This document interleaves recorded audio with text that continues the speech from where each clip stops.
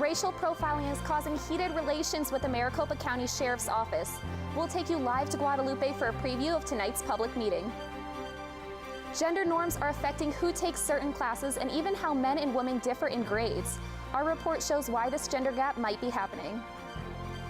A line of tents surrounds Wells Fargo Arena as students hope to be in the front row for tomorrow's ASU-UCLA game.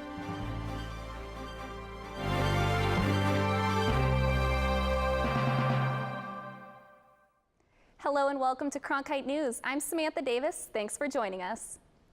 The Maricopa County Sheriff's Office is holding a community meeting tonight about a federal racial profiling investigation. Cronkite News reporter Lacey Darrow is in Guadalupe where the meeting will be taking place. Yes, I'm here at Frank Elementary School where members of the community are expected to voice their concerns on the issue. In January, a federal court found that Maricopa County Sheriff's Office racially profiled Latinos during traffic stops, violating their constitutional rights. Chief Warsaw was appointed by a federal judge as the monitor in the case. He's asking that all community members attend the meeting. They will have a chance to speak out about their experiences and concerns regarding the MCSO's policies and procedures. It will be held here at 6:30 p.m. tonight. Spanish translation will be available. Now, I did try to speak with multiple members of the community today regarding their feelings prior to tonight's meeting. Although they agreed to speak with me one-on-one, they would not do an on-camera interview. They said they were fearful of police retaliation. From Guadalupe, Lacey Darrow, Cronkite News. Some Arizona lawmakers are weighing in on demonstrations for immigration reform in the nation's capital. For the details, we go live to Washington, D.C. and Cronkite News reporter Justin McDuffie. Thanks, Samantha. Today, the debate on immigration reform took a look at what steps are being taken to ensure change in the face of gridlock reform. Luis Lopez is seeking sanctuary in this Tempe church after he was denied asylum twice. He fears that he will be deported if he leaves. That led his wife to Washington to protest the lack of immigration reform. She was arrested during the demonstration on Monday over President Barack Obama's broken promise by him choosing to delay executive action on immigration until after the election. Until action is taken, Congressman Rahul Grijalva said on a conference call today that the sanctuary movement is growing and is a response to the lack of action by the government. Sanctuary movement across this country talks about that moral imperative. It speaks to faith and it speaks to the humanity of the issue, which is forgotten in the political discourse that happens around the issue of immigration. The congressman also praised the courage and civil disobedience of the women and thanked them for not allowing this issue to be put on the back pages of the news or in people's minds. Live in Washington, Justin McDuffie, Cronkite News. Cronkite News has uncovered new information about Arizona government agencies that now have military-grade weapons as part of the 1033 military surplus program. Joining us is reporter Stephen Hamway. Stephen, which agencies are part of this program and what kind of weapons do they have? All sorts of agencies across the state. We saw 4 different agencies pick up military-grade bayonets from the Pinal County Sheriff's Office to local police departments in Tucson, Payson, and Pinetop. In total, there were 447 distributed statewide. We also saw the Department of Agriculture pick up 13 M16 rifles and 9 12-gauge shotguns.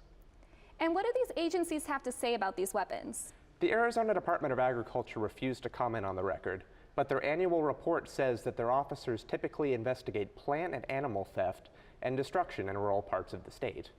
We also heard a whole list of things regarding bayonet usage.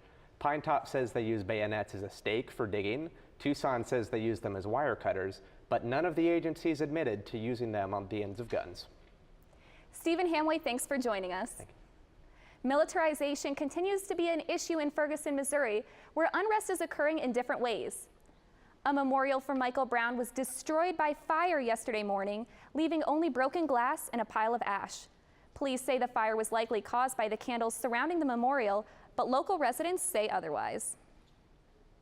I think it may have just been somebody trying to push our buttons, trying to see what we're going to do next, because we've been slowly protesting every now and then because they think it's died down, but it never died down. Not long after the fire was put out, residents gathered to rebuild and protect the memorial. Science, technology, engineering, and mathematics are fields that are traditionally dominated by males, except in biology. But Cronkite News reporter Angeli Meehan explains how this gender gap still exists in the classroom. As a biological science major and president of Women in STEM, ASU senior Rachel Olzer is science savvy. So I went in thinking I was gonna be pre-med and go to med school, become a doctor, and I got involved in research and sort of fell in love with it. Female students fill up Professor Sarah Brownell's introductory biology course, but it's what they're not doing in class that's concerning. In exam scores, so women are underperforming compared to men on tests, and then they're also not participating as much in class. Evidence of these findings can be found in the latest issue of the journal Cell Biology Education, Life Sciences Education. Olzer sees this firsthand in class. A male is more likely to answer with confidence, like this is the answer and I know it's the answer, whereas I see a lot of my female colleagues, they'll sort of answer the question as a question. When does this gender inequity begin? Professor Brownell says as early as children are socialized into society, including the toy section. If you look at toys that boys get to play with versus toys that girls get to play with, the boys tend to get the engineering, the more puzzly toys, the more sciencey toys. Culturally enforced gender expectations could play a factor in why females choose not to pursue STEM fields. Olzer says the idea can be fostered into young girls' heads. One of the things that I think has stuck with me the most is this campaign to stop telling young girls that they're pretty, because pretty will only get you so far. So we need to start telling them that they're smart. Brownell and Olzer both agree bringing awareness to the gender difference in introductory college-level biology courses is the first step to solving the issue. In Tempe, Angeli Meehan, Cronkite News. Professor Brownell says teachers are using a strategy called random call. Instructors use a randomized list of names when calling on students, and that helps to prevent bias.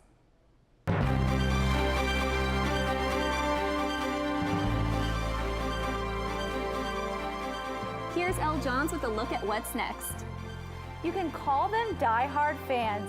See how students are spending their hours in line, hoping for a front row seat to tomorrow's football game. And an update with a Sun Devil graduate. The Los Angeles Dodgers' Andre Ethier is inducted into the ASU Hall of Fame.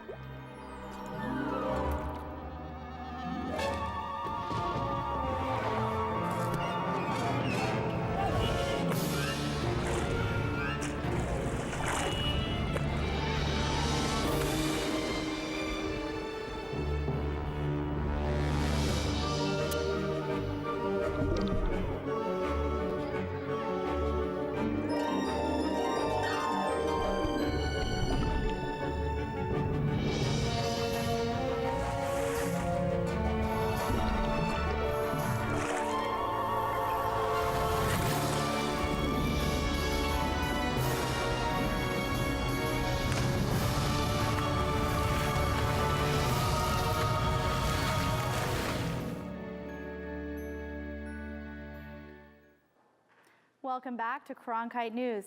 We're tracking some big Arizona sports stories that stretch all the way to LA. Cronkite News reporter Stephanie Edwards joins us live from our Los Angeles bureau. Thanks, Elle. We begin at Dodger Stadium. That's where reporter Chris Ramos sat down with former ASU outfielder Andre Ethier to discuss his upcoming induction into the Sun Athletic Hall of Fame. First off, I just want to say congrats on being inducted into the ASU Hall of Fame. So what does this honor mean to you? I grew up in Phoenix, grew up an Arizona State fan, and I can remember walking through those hallways with my dad as a little kid in the Wells Fargo Arena and seeing those Hall of Fame members up on the wall and staring at those plaques and seeing that stuff. And now I get a chance to have mine up there with along those is a pretty neat thing to be a part of. You and your wife are going to be the first married couple inducted into the ASU Hall of Fame. So we planned that. So what's it like you guys just going in together? It's been a whirlwind. To look from where we started at ASU to where we're at now. in our lives, 2 boys of our own, and them starting their school and them playing sports, and it's going to be a neat thing for them later on in their life to see, I guess, a glimpse of where their parents met and first got started together. Did you ever believe as a freshman that you'd be walking into packed Sun Devil Stadium and with an award like this? No, but you probably hope and dream that stuff. I mean, I don't know if you actually hope and dream. I never did when I was there. I just wanted to, figure out a way to be successful, whether it be on the baseball field or be as a student. And it was one where balancing baseball and academics is tough, and being successful in either one of them.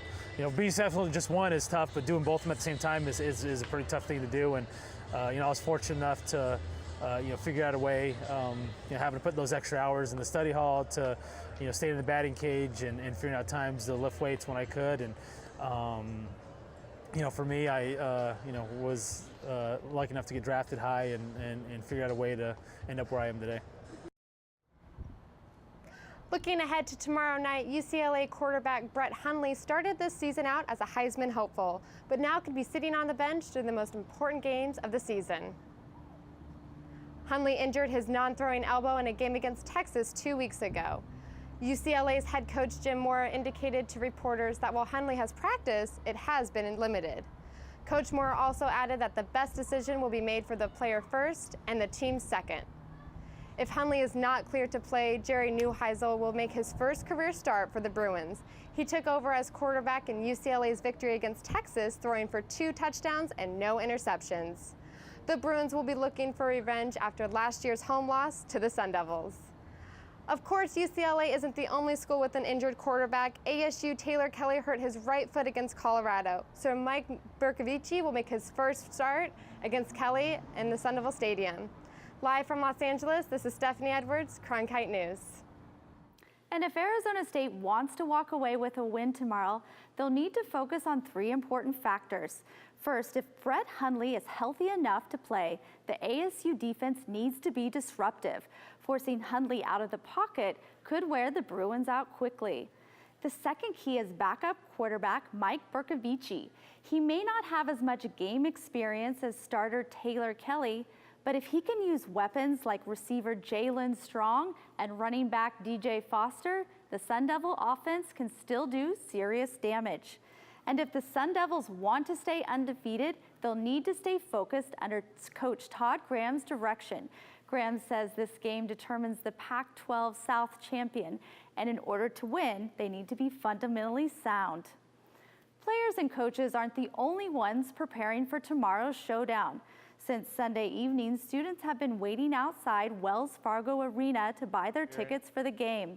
They're calling it Camp Fargo. Students are camping out, playing video games, and attending classes and shifts to make sure they're one of the first in the stands to support their team. Even though Camp Fargo is hot and sleeping is difficult, students say the sacrifices to sit in the ASU student section at the game are worth it.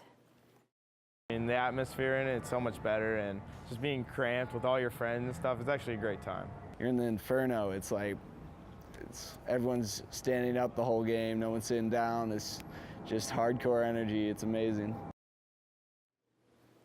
Now let's take a look at your game time forecast. The game starts at 7 p.m. tomorrow night, and it's going to be a beautiful one to watch the Devils take on the Bruins. It's going to be 79 degrees, mostly clear with just light winds. Now let's take a look at what's going on out there right now. In Phoenix, it's 103 degrees with low humidity at 14%. In and around the valley, it's been much of the same. Mesa is 99, Casa Grande is 100, and out in Goodyear, it's 100 as well. Now in the northern part of the state, it's been a little bit cooler. In Flagstaff, we have 77, up in Winslow, 89, and out in the Grand Canyon, 82 degrees. It's gonna be a beautiful one tonight, 84 degrees and mostly clear. Let's take a look at your 5-day forecast. For Thursday and Friday will remain in the triple digits, but Saturday is gonna cool off and there's a 40% chance of rain. On Sunday and Monday, the sun and clear skies return, but those cooler temperatures remain. And that's it for the 5-day forecast.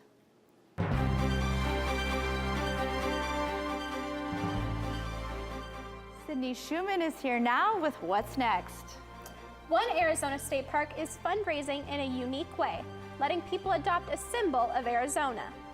And new standards for Arizona's energy-efficient plate owners are affecting those who qualify.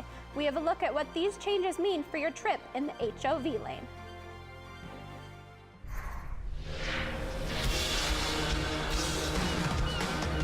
The more you know about history, the more you know about yourself. Let's turn the page. I believe that this nation should commit itself. One small step for man, one giant leap for mankind. You can almost divide American history before Robinson and after Robinson. Seeing is believing. We broke records. We broke barriers. This is incredible. Suddenly the big picture makes more sense. We have unprecedented access. Now I can see my ancestors. Now I'm looking into their world. Now I can see where they walked.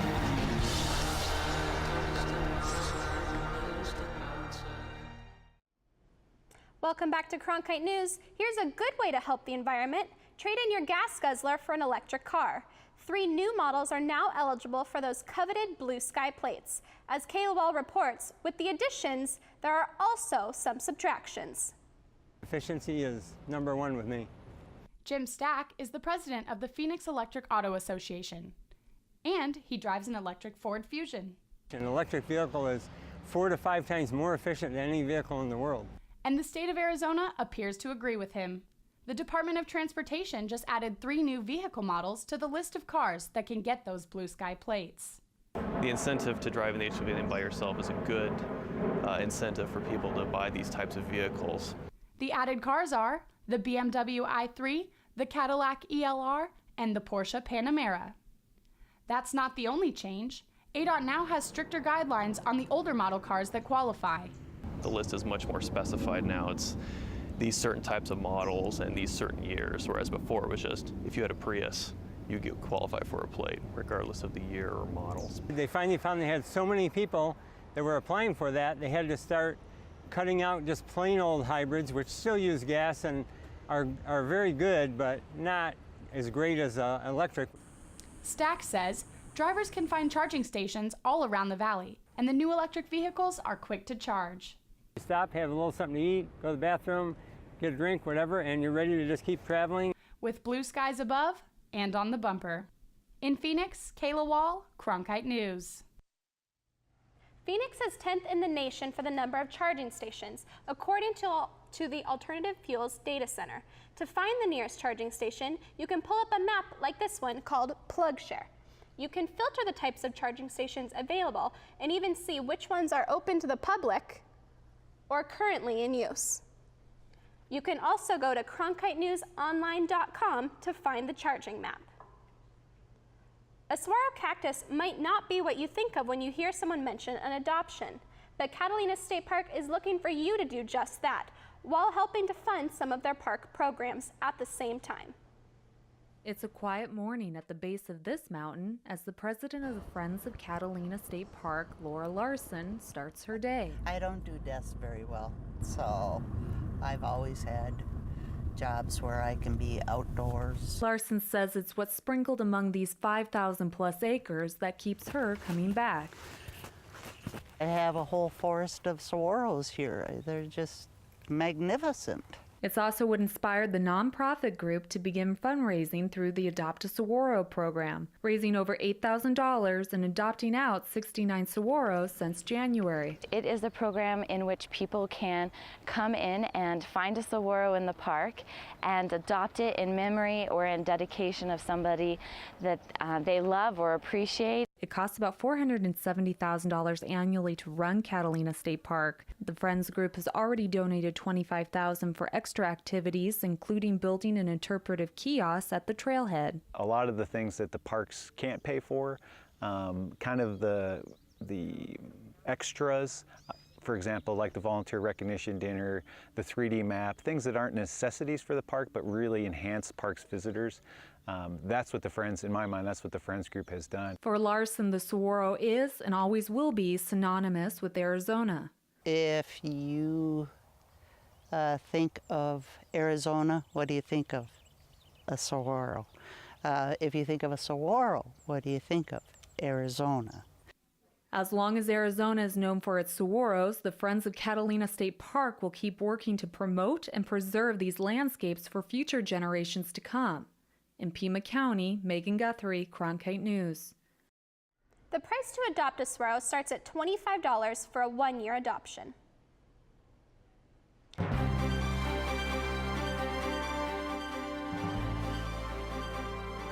Now let's go back to Samantha for a look at what's to come. A new blood test that can be ordered online is said to be able to detect lung cancer, and it's created right here in Phoenix. Don't wait for an invitation. No need for reservation. This life is an exploration, and you gotta see what I see in you. I can't wait 1 minute more. The sun does shine, the sun does shine.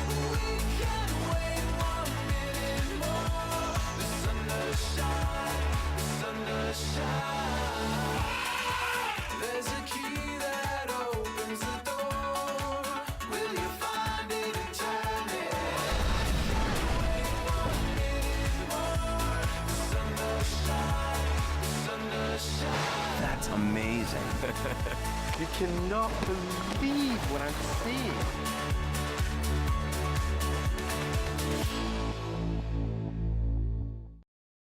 Following the domestic violence incidents within the NFL, another sponsor is cutting ties from the league. Procter & Gamble has canceled their Breast Cancer Awareness Month campaign. The yearly campaign was set to highlight players, fields, and footballs with the color pink and the breast cancer logos. Procter & Gamble issued a statement on the decision saying, "Domestic violence is completely unacceptable, and we have strongly urged the NFL to take swift and decisive action." Procter & Gamble also say that they will still be making their $100,000 donation to the American Cancer Society as planned. In Phoenix, one man claims his business has created a test that can help tell if someone has lung cancer. The blood test results are sent to you at your home, but that is causing concern for some medical professionals. Michael Gordon has more. Each year, tobacco use causes nearly 225,000 new cases of lung cancer and over 150,000 deaths. But President and CEO of Global Cancer Diagnostics, Will Gartner, intends to try and reduce the number of deaths through a new lung cancer detection test. Early detection means less invasive surgery. Customers order the test online. When it arrives, they send back a blood sample to Gartner's lab for testing. If there are signs of lung cancer, the customer is notified and advised to see their physician. But Gartner's test has yet to gain approval by the Food and Drug Administration, a step that Gartner says is largely a formality. FDA clearance is simply an approval that people are familiar with. But at Scottsdale's Mayo Clinic, Dr. Helen Ross is skeptical of at-home tests that don't have the FDA support. If the test is a really good test, it would be nice to have it validated in a clinical trial, in a cancer center, or in a setting of clinical researchers who have experience with diagnostic testing. Gartner remains adamant about the effectiveness of the test, saying that it retains an accuracy rate of 97%. Is a way for them to find out if they have lung cancer, but in the early stage. There's also concern about getting that news in the mail. And you say, hello, I've just been diagnosed by with lung cancer from a blood test through the mail. What do I do now? Just one of the burning questions doctors will have to answer as cancer detection technology improves. In Phoenix, Michael Gordon reporting, Cronkite News. Studies have shown that when lung cancer is detected in its early stages, the resulting survival rate can be around 80 to 90%. When you think Kool-Aid, you usually think of a sugary drink, but reporter Tweelon Nugent found out that in Phoenix, Kool-Aid can mean lending a helping hand to those in need. You know, it's one of those kind of things that's out of sight, out of mind, but when it gives out on you, you start realizing how important that piece of equipment is. Jerry Kramer is talking about air conditioning. In a city known for its triple-digit temperatures, air conditioning is definitely a necessity. But one Valley woman has lived in a home without functioning air conditioning for 18 years. There were times my husband says, let's go up to Metro Center and walk because it's cooler. And now Simpson can finally enjoy cool air in her own home, thanks to the Air Conditioning Contractors of America and local Phoenix government. The program is called Project Kool-Aid and offers cooling systems to Maricopa County homeowners in need. So we are honored to be able to play a small role in helping Carol to receive cool air for the remainder of the summer and from years here to come. Simpson's unit was donated by GOODMAN Air Conditioning, and for that, Simpson is thankful. It's so wonderful to think that people care as much about an old lady. In Phoenix, Tweelon Nugent, Cronkite News. If you are interested in donating to Project Kool-Aid, you can visit acca-az.org. That's it for Cronkite News tonight. Thanks for joining us. Good night.